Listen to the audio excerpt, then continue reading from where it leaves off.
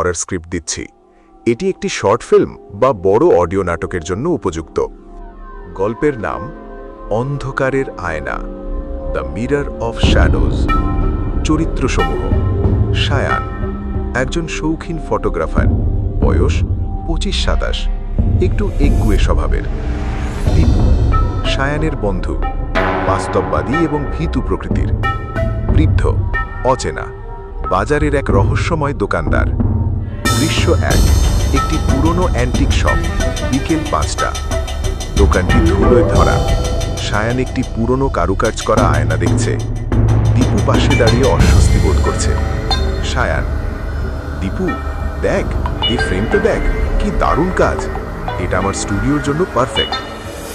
দীপু: সায়ান, বাদ দে না ভাই, জিনিসটা দেখতে কেমন যেন অশুভ লাগছে। আয়নাটা কেমন ঘোলাটে দেখছিস? বৃদ্ধ দোকানদার: এই আয়না যে সে আয়না নয় বাবা, এটি মানুষের প্রতিচ্ছবি নয়, মানুষের ভেতরটা দেখে, সাবধানে নিও। সায়ান: চাচা, আমি ছবি তুলি, মানুষের ভেতর দেখি না, কত দেবেন বলেন? দৃশ্য 2, সায়ানের ফ্ল্যাট, রাত 11টা। সায়ান তার স্টুডিও রুমে আয়নাটি সেট করেছে। সে আয়নাটির সামনে দাঁড়িয়ে নিজের ছবি তোলার চেষ্টা করছে। ঘরের আলো খুব কম। সায়ান নিজের মনে, ফোকাসটা ঠিক আসছে না কেন? সায়ান ক্যামেরার ভিউ ফাইন্ডার দিয়ে আয়নার দিকে তাকালো। হঠাৎ সে দেখল আয়নার ভেতরের প্রতিচ্ছবিটা নড়ছে না। সে হাত নামিয়ে নিলেও আয়নার ভেতরের সায়ান তখনও ক্যামেরা ধরে দাঁড়িয়ে আছে। সায়ান চমকে গিয়ে, হত্যা! সে চোখ কচলে আবার তাকালো। এবার দেখল সব স্বাভাবিক। সে ভাবল সারাদিনের ক্লান্তিতে এমনটা হচ্ছে। সে আয়নাটা একটা কালো কাপড় দিয়ে ঢেকে দিয়ে ড্রয়িং রুমে গেল। দৃশ্য 3, ড্রয়িং রুম, রাত 1:30। সায়ান সোফায় বসে কফি খাচ্ছে। হঠাৎ পাশের ঘর স্টুডিও থেকে একটা শব্দ। কাঁচ ভাঙার শব্দ নয়, যেন কেউ জোরে নিঃশ্বাস ফেলছে। সায়ান: দীপু, তুই কি আমার ফ্ল্যাটে আসলি? দরজা তো বন্ধ ছিল। কোনো উত্তর নেই। সায়ান স্টুডিওর দরজার সামনে গিয়ে দাঁড়ালো। দরজার নিচ দিয়ে সে দেখল ভেতরে আলো জ্বলছে, অথচ সে আলো নিভিয়ে এসেছিল। সে ধীরে ধীরে দরজাটা খুলল। দৃশ্য 4, স্টুডিও রুম, গভীর রাত। ঘরের মাঝখানে রাখা আয়নাটার ওপরের কাপড়টা মেঝেতে পড়ে আছে। আয়নাটা এখন আর ঘোলাটে নয়, অদ্ভুত এক নীলচে আলো বেরোচ্ছে ওটা থেকে। সায়ান ভয়ে কাঁপছে। কে এখানে? হঠাৎ আয়নার ভেতর থেকে একটা হাত বেরিয়ে এলো। হাতটা দেখতে একদম সায়ানের মতোই, কিন্তু আঙুলগুলো অনেক লম্বা আর নখগুলো কালো। আয়নার প্রতিচ্ছবি, খুব নিচু আর কর্কশ গলায়।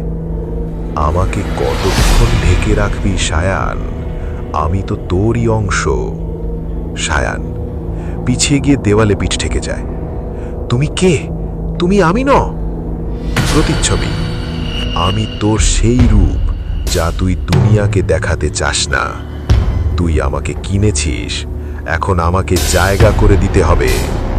ক্লাইম্যাক্স, প্রতিচ্ছবিটি পুরোপুরি আয়না থেকে বেরিয়ে আসতে শুরু করে। সায়ান মরিয়া হয়ে ঘরের একটা ভারী ট্রাইপড নিয়ে আয়নাটার উপর আঘাত করে।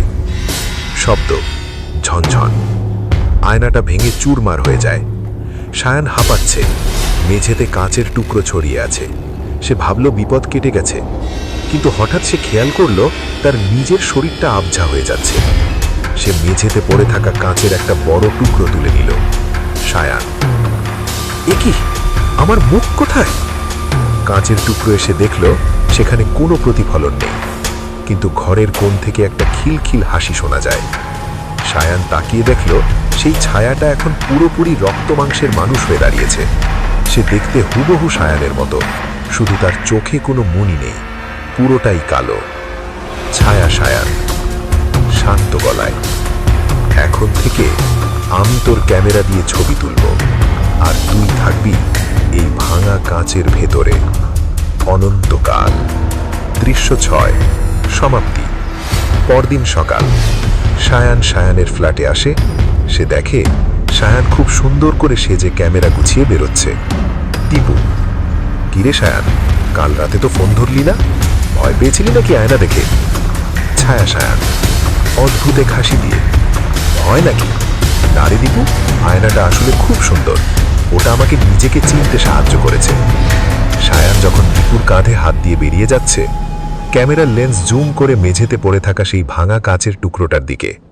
সেখানে দেখা যায় আসল সায়ানের ছোট একটা প্রতিচ্ছবি কাচের আড়ালে চিৎকার করছে, কিন্তু কোনো শব্দ শোনা যাচ্ছে না। শেষ।